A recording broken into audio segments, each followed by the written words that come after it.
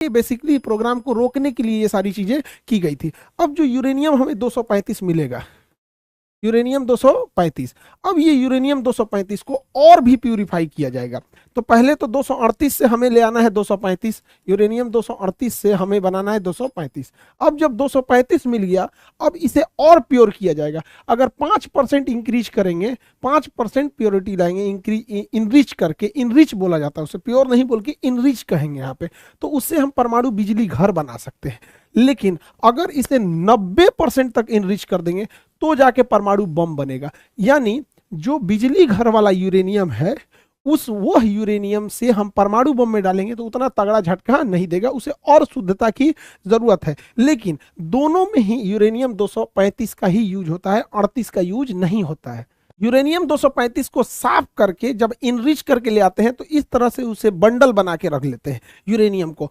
अब समझिए 1 KG uranium 235 में, 238 में नहीं भैया, 1 केजी यूरेनियम 235 27 लाख केजी कोयला के बराबर ऊर्जा देता है। यानी कहीं पर 27 लाख कोयला जला दीजिए, 27 लाख केजी कोयला जला दीजिए, जितना आग लगाएगा, जितना तबाही मचाएगा, जितना त्रहिमाम त्रहिमाम कर देगा, उतना ये अकेला 1 केजी कर देगा यहाँ पे। इसलिए दुनिया का सबसे महंगा पदार्थ होता है यूरेनियम। अब कहते हैं परमाणु बम इतना खतरनाक क्यों होता है? अरे भैया 27 लाख केजी कोयला के बराबर एनर्जी है। आप अपने ही जिला में 27 लाख केजी कोयला छींट दीजिए और उसमें माचिस मार दीजिए, देखिए आपका शहर उड़ा देगा पूरी तरह से। वही तो काम ये कर रहा है, बस उसमें कम ही मात्रा में उतना है स्टोर है एनर्जी यहाँ पर, इसलिए ये इतना महंगा बिकता है यूरेनियम। हालांकि कोई इसका रेट अभी तक नहीं खोला है। अब इसी यूरेनियम को रख के भड़का दिया जाता है, ब्लास्ट करता है, तो इसमें से इतनी हाई मात्रा में ऊर्जा निकलती है, इतनी ज्यादा कि इंसान वेपराइज हो जाता है, भाप बन जाता है, इंसान भाप बन जाता है। इतनी भयानक इससे ऊर्जा निकलती है और इससे दूर दूर तक इसका जो रेडिएशन होता है, हवा बहा के इसके धुआं को ले जाएगी, रेडिएशन को ले जाएगी, बाकी जगहों पर कैंसर होकर लोग मर जाएंगे यहाँ पे। इससे रेडिएशन से बचने के लिए पोटेशियम आयोडाइड की गोली खाई जाती है। हालांकि क्वेश्चन पूछा था कि कौन से जानवर पे रेडिएशन का असर नहीं पड़ेगा, जिसकी त्वचा काइटिन की बनी होती है, जैसे कॉकरोच। कॉकरोच के अगर मान के चलिए इसी मोहल्ले में परमाणु बम गिरा तो इस मोहल्ला का मर जाएगा। लेकिन अगर 10-15 किलोमीटर दूर गिरा है, हम लोग अगर देख भी लेंगे ना तो उसके रेडिएशन से हम मर जाएंगे, लेकिन कॉकरोच नहीं मरेगा यहाँ पर। ठीक है।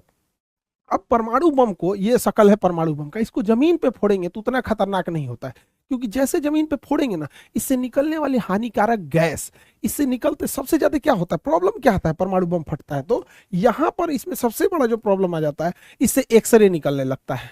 और ये एक्सरे जो निकलता है लगभग 250 रोंटजन पे निकलता है। एक्सरे का मात्रक होता है रोंटजन, 250 रोंटजन पे एक्सरे निकल जाता है, जो बहुत खतरनाक होता है। हम लोग जो एक्सरे कराते हैं वो लगभग 6 रोंटजन 10 रोंटजन इस तरह से होता है। 250 रोंटजन पे कोई बचेगा नहीं, पूरा मांस फाड़ के निकल जाएगा।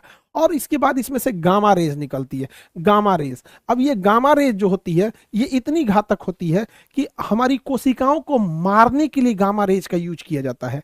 बहुत हल्की मात्रा के गामा रेज का यूज जिस एरिया में कैंसर होता है उसे मारने के लिए किया जाता है कि कैंसर मर जाए। लेकिन इतना हाई पावर का इसमें से गामा रेज निकलता है कि पूरी शरीर मर जाती है यहाँ पे। तो ये 2 ही खतरनाक रेडिएशन होती है। और सबसे ताज्जुब की बात यह है कि ना हम लोग गामा रेज को देख सकते हैं, गामा रे भी हमें नहीं दिखाई दे सकता है, और ना ही हमें एक्सरे दिखाई दे सकता है, तो हमें दिखेगा ही नहीं, अचानक आर पार होकर मर जाएगा आदमी यहाँ पे। यही खतरनाक, जैसे कोरोना कहाँ हम लोग को दिखता था, अचानक किसी को हुआ कोरोना मर गया यहाँ पे, तो वही होता है यहाँ पे। अगर गामा रेज लग गया तो पता ही नहीं चलेगा वो क्या हो गया, और 10-15 दिन बाद, 1 हफ्ता बाद आदमी मर जाता है। तो परमाणु बम एक तरह का विस्फोटक घातक नहीं होकर यह एक प्रकार का प्रदूषण है, जिसे नाभिकीय आपतन कहते हैं।